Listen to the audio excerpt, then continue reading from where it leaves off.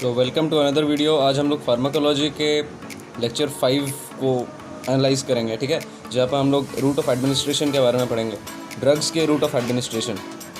तो जनरली दो तरह के एडमिनिस्ट्रेशन रूट होते हैं ड्रग के, एक एंटेरल रूट और एक पार एंटेरल रूट।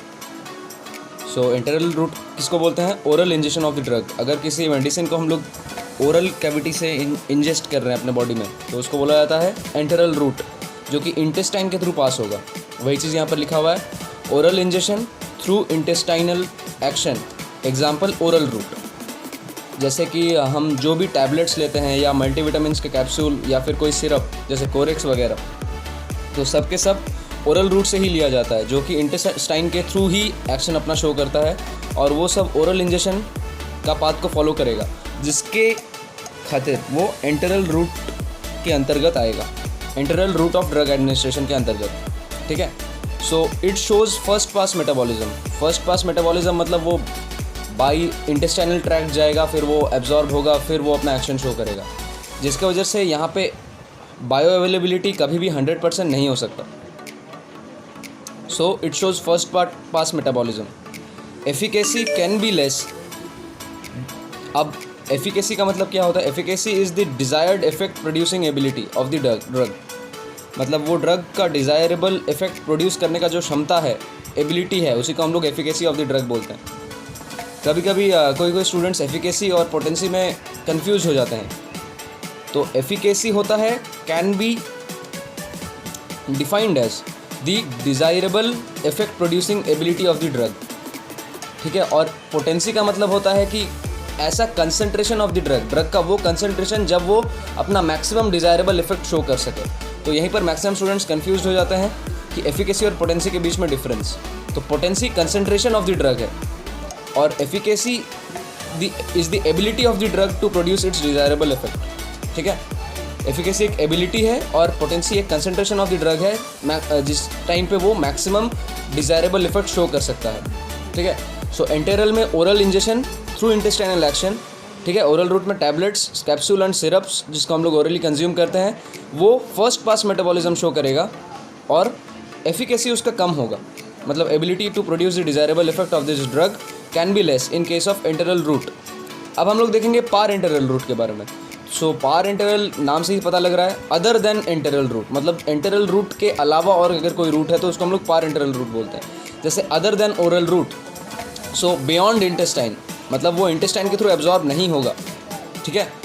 इसमें बहुत सारे अलग अलग रूट आ सकते हैं, जैसे बकल कैविटी के थ्रू ये जाएगा, या फिर ये इंट्रामस्कुलर हो सकता है या इंट्रावेनस हो सकता है, मतलब इंटेस्टाइन को अवॉइड करना है जस्ट। सो वो पार एंटेरल के अंतर्गत आता है, ठीक है।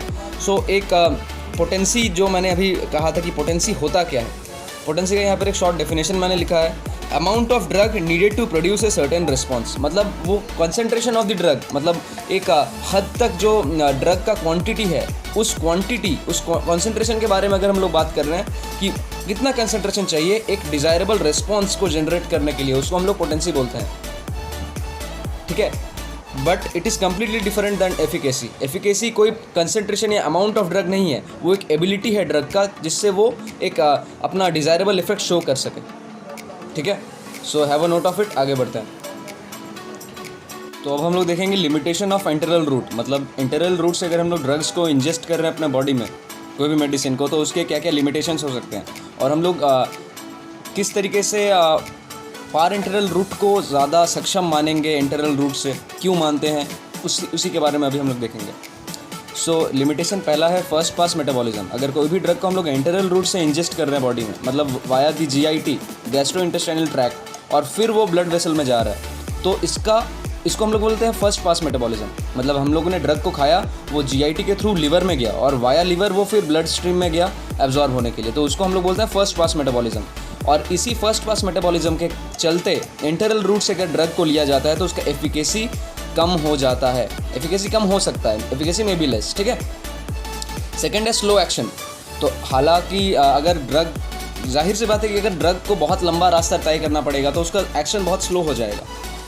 जैसे कभी कभार हम लोग भी अगर बहुत लंबा जर्नी करते हैं तो हमारे अंदर एनर्जी लेवल्स भी कम होते हैं, और हम बहुत टाइम के बाद उस जगह पर पहुंच पाते हैं, मतलब टाइम कंज्यूमिंग रहता है वो जर्नी, ठीक है, अगर लंबा जर्नी रहे, अगर लंबा डिस्टेंस का हम लोग को जर्नी कवर करना पड़े तो, ठीक है। तो उसी तरीके से अगर ड्रग को भी लंबा रास्ता अपनाना पड़ेगा तो उसका एक्शन स्लो हो जाता है, in which case the enteral route case, ठीक है। अब थर्ड पॉइंट है लेस बायो अवेलेबिलिटी।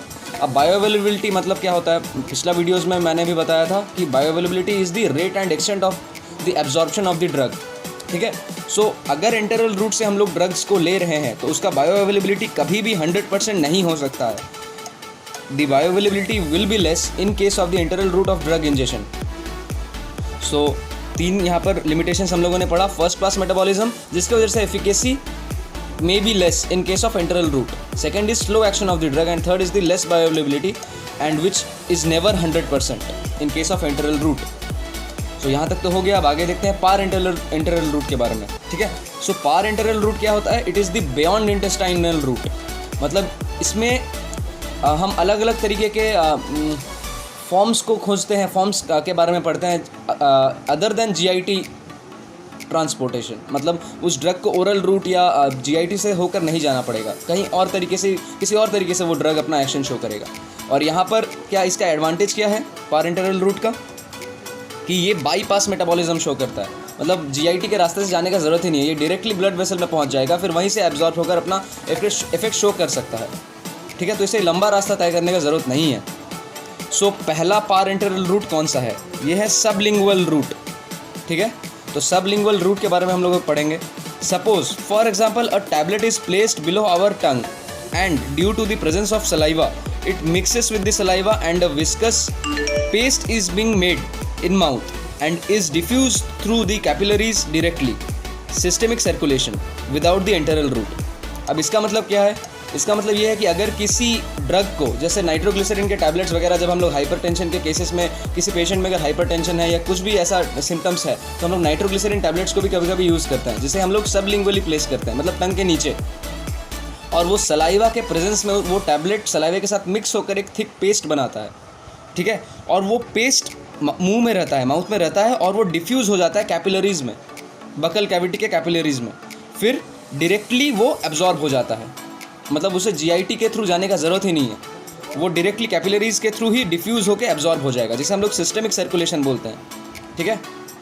सो सबलिंगुअल में क्या था?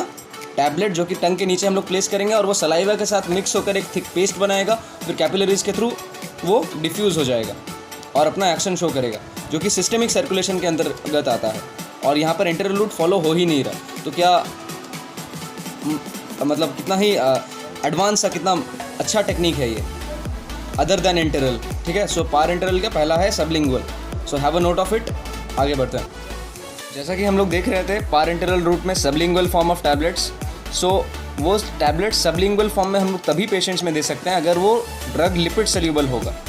Only if the drug is lipid soluble drug, मतलब वो हाइड्रोफोबिक नेचर का है, water hating, that is non polar, तभी हम लोग उस टैबलेट को सबलिंगुअल फॉर्म में यूज़ कर सकते हैं। तो एग्जांपल है एस्थमा ड्रग्स। मतलब एस्थमा के केस में जितने भी ड्रग्स हम लोग यूज़ करते हैं वो सबलिंगुअल फॉर्म में यूज़ करते हैं। क्यों? क्योंकि एस्थमा के जो ड्रग्स है वो लिपिड सोल्यूबल इन नेचर है, मतलब हाइड्रोफोबिक है, वो पानी में नहीं घुलते हैं, ठीक है। सो अब पारेंटरल रूट में सबलिंगुअल फॉर्म का जो डिसएडवांटेज है वो क्या हो सकता है? सो एक डिस्कम्फर्ट होगा। टैबलेट को टंग के नीचे प्लेस करना कोई आसान बात नहीं है, क्योंकि हम लोग हैबिचुएटेड हैं कि टैबलेट को हम लोग पानी से निगल लेते हैं, स्वॉलो कर लेते हैं, GIT से वो हो जाता है, चले जाता है। तो हम लोग के लिए एक डिस्कम्फर्ट हो सकता है कि टैबलेट को टंग के नीचे प्लेस करके रखना है, तो ये इरिटेशन हो सकता है हमारे लिए, क्योंकि हम लोग उस हैबिट से हैबिचुएटेड नहीं है। सो सपोज़ फॉर एग्जांपल अगर टंग के नीचे हम लोगों ने टैबलेट को प्लेस किया और बाई चांस हम लोग निगल गए उस टैबलेट को, तब क्या होगा? समटाइम्स इफ स्वॉलोड, यही चीज़ यहाँ पे भी लिखा हुआ है, sometimes if swallowed it goes via the GIT and doesn't work at all. मतलब अगर वो टैबलेट बाई चांस गलती से हम लोग निगल लेते हैं तो वो GIT से होकर चला जाएगा, गैस्ट्रोइंटेस्टाइनल ट्रैक्ट के थ्रू होकर, और उसे रहना कहाँ चाहिए था? सबलिंगुअल फॉर्म के थ्रू उसे एब्जॉर्ब होना चाहिए था, बट वो फॉलो तो कर रहा है, GIT से चले जा रहा है वो, जिसकी वजह से वो बाईपास मेटाबॉलिज्म शो ही नहीं करेगा। मतलब वो उस ड्रग का इफेक्ट ही खत्म हो गया, मतलब वो अपना इफेक्ट शो ही नहीं कर पाएगा, काम ही नहीं करेगा वो ड्रग, क्योंकि उसका रूट ही चेंज हो गया। सो ये एक डिसएडवांटेज है। पहला तो है डिस्कम्फर्ट, और दूसरा है अगर बाई चांस उस टैबलेट को हम लोग निगल लेते हैं तो वो दूसरा पाथ में चले जाता है और उसका इफेक्ट खत्म हो जाता है, नलीफाई हो जाता है। So have a note of it.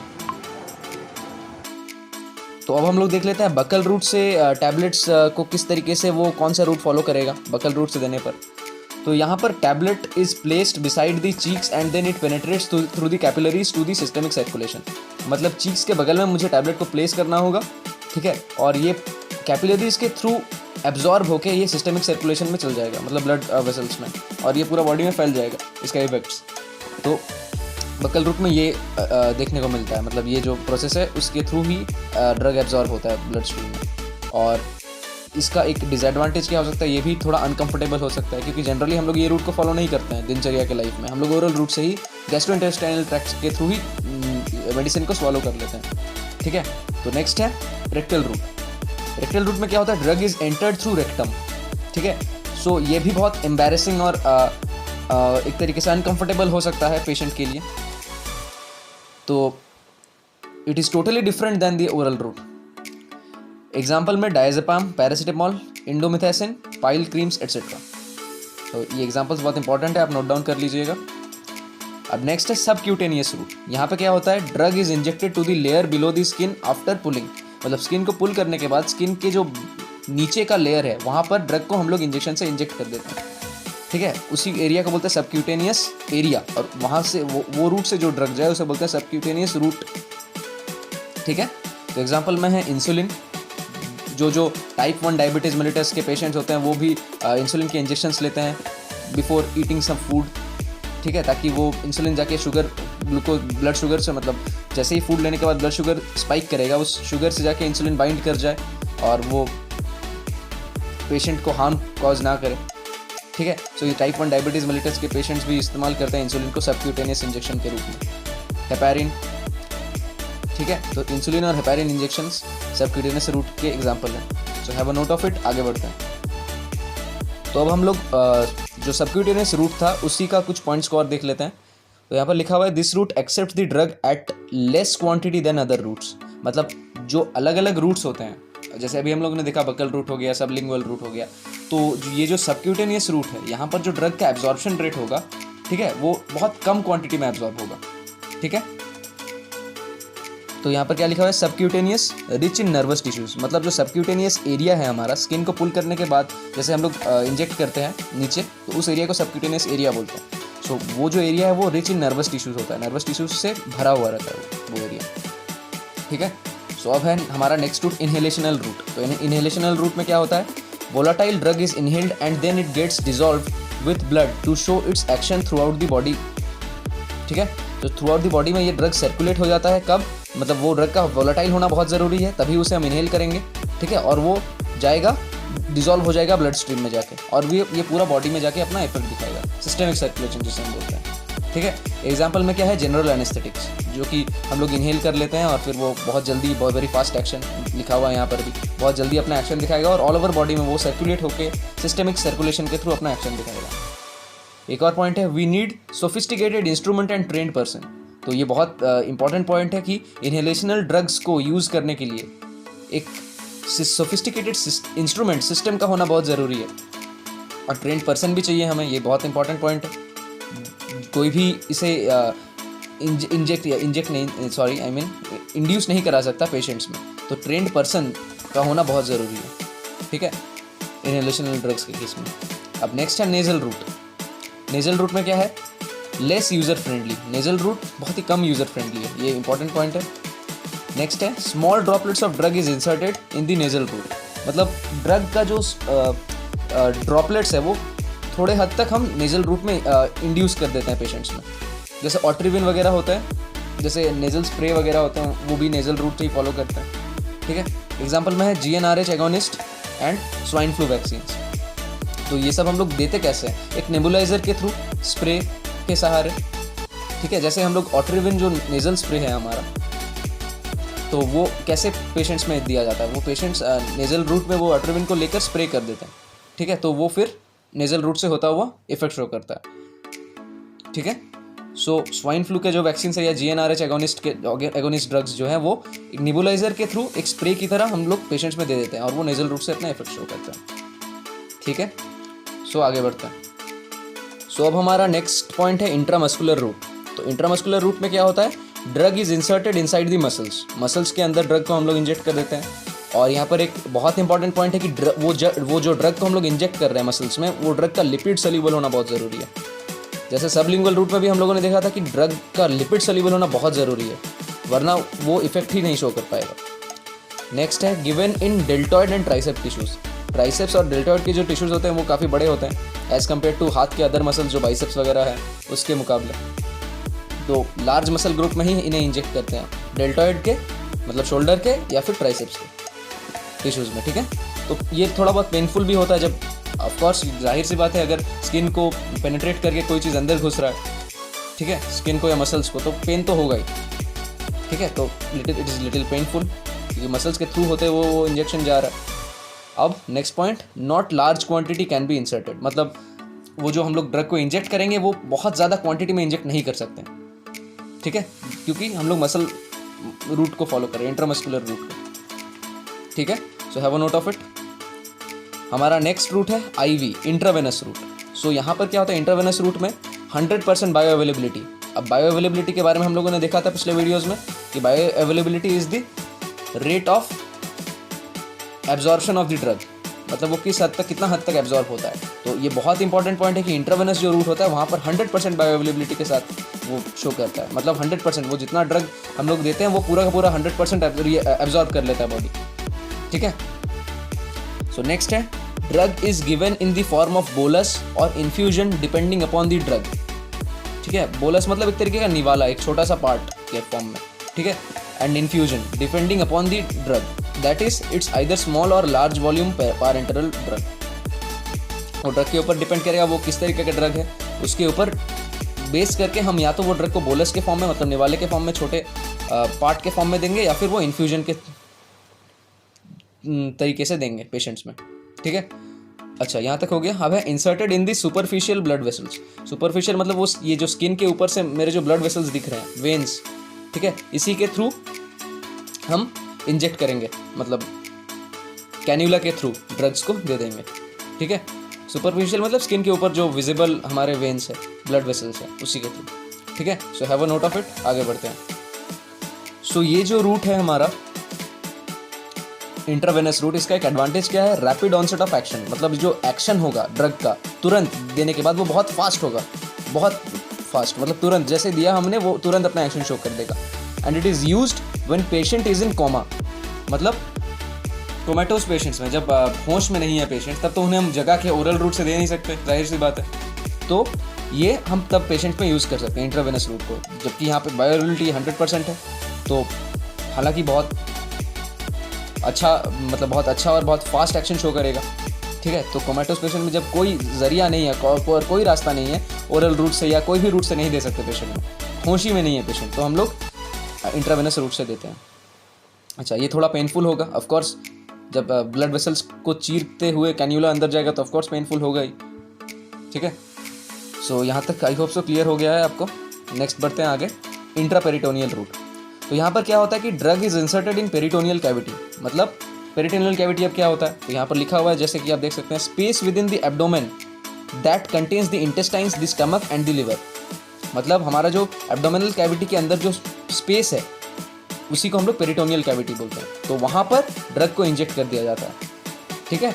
सो इसे कब यूज़ कर सकते हैं, it is used in peritoneal dialysis and experimental animals. तो एक्सपेरिमेंटल एनिमल्स में या फिर पेरिटोनियल डायलिसिस के समय पर हम लोग इस्तेमाल कर सकते हैं इसे, ठीक है। अब नेक्स्ट देखते हैं, नेक्स्ट है intra articular route. Intra articular route मतलब जब ड्रग्स को हम लोग जॉइंट्स में इंसर्ट करते हैं, जैसा कि यहाँ पर लिखा हुआ है, when drugs are inserted inside the joints directly, तो तब इसे इंट्रा आर्टिकुलर रूट बोला जाता है। एग्जाम्पल में है इन रूमेटिक आर्थराइटिस। तो जो पेशेंट्स पे रूमेटिक आर्थराइटिस के सिम्टम्स हैं या फिर रूमेटिक आर्थराइटिस जो सफ़र कर रहे हैं, उन्हें हम कौन से रूट से ड्रग्स देते हैं, इंट्रा आर्टिकुलर रूट्स, ठीक है। तो have a note of it. आगे बढ़ते हैं। तो अब बचा है हमारा इंट्रामेड्यूलरी और इंट्रा आर्टेरियल। सो अब देख लेते हैं इंट्रामेड्यूलरी भी क्या होता है। इंट्रामेड्यूलरी मतलब when drug is given to bone marrow, मतलब बोन मैरो में अगर कोई ड्रग को हम लोग इंजेक्ट कर दे रहे हैं तो उसे इंट्रामेड्यूलरी रूट बोला जाता है। तो ये बहुत ही रेयरली यूज़ होता है, रेयरली यूज नाउअडेज जैसा कि लिखा हुआ है, ठीक है।